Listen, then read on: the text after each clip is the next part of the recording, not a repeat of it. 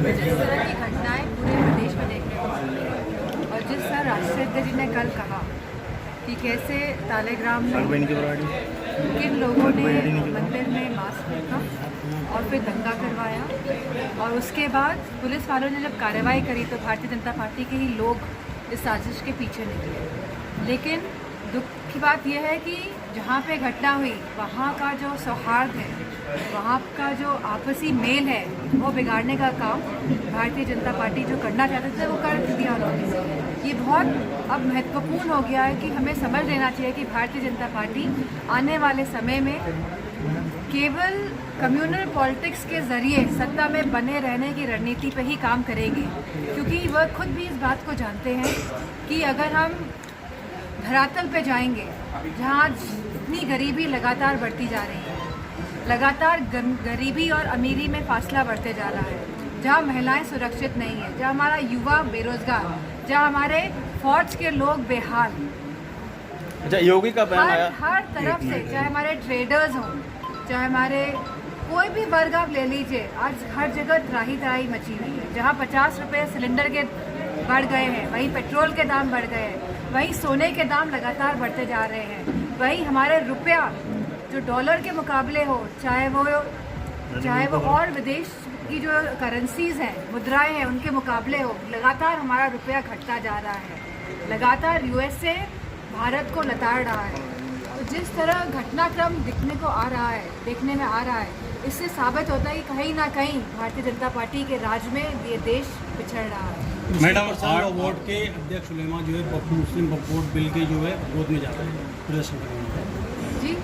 Madam all India Muslim personal law board ने वक्फ bill को लेकर एक बड़ा आंदोलन की बात की है, जबकि मामले की सुनवाई सुप्रीम कोर्ट में चल रही है, कैसे देखते हैं आप? मामले की सुनवाई सुप्रीम कोर्ट में चल रही है। हमने देखा है कि भारतीय जनता पार्टी के जो नेतागण हैं किस तरह के टिप्पणियां कर रहे हैं, तो हमें पूरा भरोसा है सुप्रीम कोर्ट पर कि वह सही निर्णय लेंगे। मैडम 8 साल पूरे हो गए हैं भारतीय जनता पार्टी को। आज मुख्यमंत्री ने बोला है कि उत्तर प्रदेश में दंगा मुक्त और माफिया मुक्त, और जो लोग दंगे कराते हैं, जो दंगे को बढ़ावा देते हैं, वो इस तरह की अगर बातें करेंगे तो जैसे कि मैंने पहले भी कहा कि केवल सत्ता में बने रहने के लिए भारतीय जनता पार्टी के लोग कम्युनल पॉलिटिक्स का इस्तेमाल करेंगे। मैडम योगी का एक बयान आया है जिसमें उन्होंने कहा है कि सपा और कांग्रेस देश में जातीय संघर्ष की साजिश रच रही है, इस पर क्या कहना चाहिए? जिस तरह हम देख रहे हैं कि सभी समाज के लोग आज कहीं ना कहीं आक्रोशित हैं, कहीं ना कहीं लगातार संघर्ष कर रहे हैं, लगातार जिस तरह की राजनीतिक भागीदारी होनी चाहिए थी सभी समाजों की, उस तरह की भागीदारी आज देखने को नहीं मिल पा रही है। जिस तरह की आर्थिक समानता होनी चाहिए थी समाजों में, वह कहीं ना कहीं सभी समाज पिछड़े जा रहे हैं। और जहाँ ये पीढ़ी का सवाल है, पिछड़ा, दलित, अल्पसंख्यक, वहीं ये दुखित और पीड़ित सभी वर्गों का भी सवाल है, क्योंकि अगर महंगाई है तो सभी के लिए महंगाई एक बराबर है। अगर स्कूल की फीस बच्चों की बढ़ रही है, अगर स्वास्थ्य सेवाएं जो है, व्यवस्थाएं हैं, अगर उनके भी दाम लगातार बढ़ रहे हैं, तो मैं समझती हूँ सभी